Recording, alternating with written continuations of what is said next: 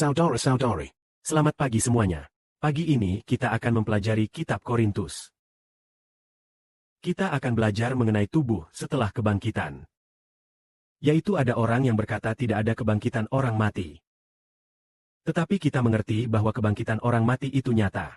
Namun akan ada yang bertanya, tubuh seperti apa yang dimiliki saat kebangkitan orang mati? Bagaimanakah tubuh itu setelah kebangkitan? Saat itu banyak orang juga tidak tahu akan seperti apa tubuh setelah kebangkitan. Maka saudara Siba ingin bertanya kepada saudara-saudari. Setelah bangkit, apakah tubuh kita adalah tubuh yang semula ini? Bukan begitu ya. Mari kita ambil contoh. Tuhan Yesus Kristus membangkitkan Lazarus. Lazarus setelah bangkit masihlah Lazarus yang semula. Tubuhnya tidak berubah. Lazarus sudah mati 4 hari. Katakanlah Lazarus bangkit. Lazarus pun bangkit. Tapi setelah Lazarus bangkit, dia masih akan mati. Setelah dia bangkit, setelah menjadi tua, dia akan menua dan mati. Tubuh Lazarus tidak berubah.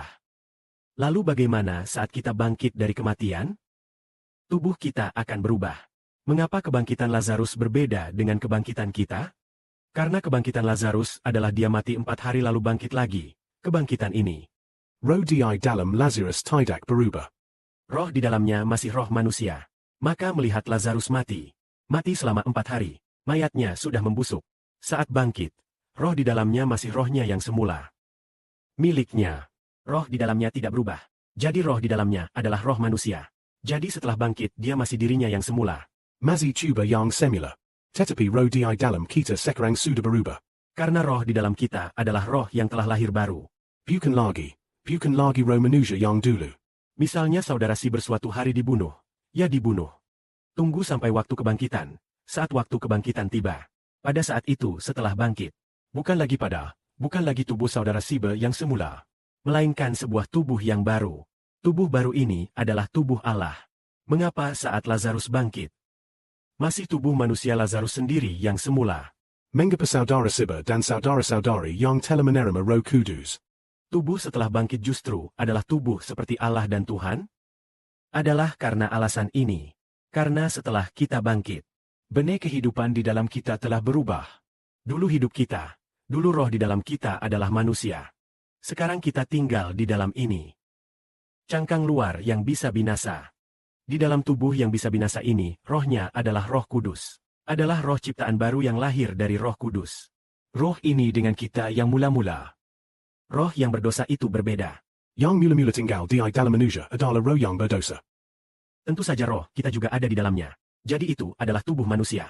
Tetapi coba kita ini. Tubuh yang sekarang ini berasal dari Adam. Tubuh kita ini berasal dari Adam. Maka meskipun Lazarus mati 4 hari, Lazarus setelah bangkit. Di dalamnya masih roh yang di dalam Adam. Jadi tubuhnya tidak berubah. Tubuhnya masih yang semula. Tetapi kebangkitan di akhir zaman. Kebangkitan setelah sangkakala ketujuh ditiup. Tubuh kita berubah. Karena hidup kita adalah benih kehidupan yang diterima dari Tuhan Kristus. Bukan benih kehidupan yang diterima dari Adam. Sekarang benih kehidupan yang kita terima dari Kristus. Benih kehidupan yang Tuhan Yesus Kristus berikan kepada kita adalah kehidupan surgawi. Adalah jenis kehidupan Allah dan Tuhan Yesus Kristus. Jadi setelah bangkit, hidup kita.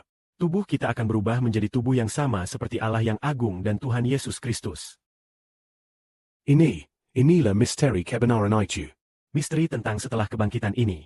Yaitu apa yang selama berabad-abad dan segala bangsa tidak ketahui.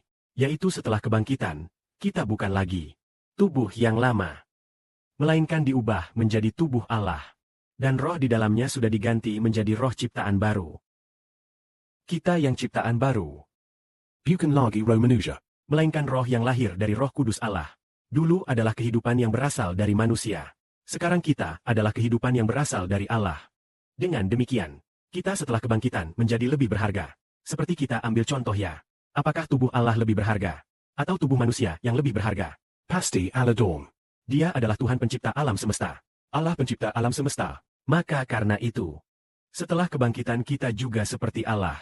Inilah kita di dalam Tuhan Yesus Kristus. Kehidupan yang diterima dari Tuhan Yesus Kristus. Yaitu tubuh seperti Sang Pencipta Allah. Yaitu roh seperti Sang Pencipta Allah. Bukan lagi tubuh manusia. Bukan lagi roh manusia. Kiranya kemuliaan bagi Bapa dan Tuhan. Amin.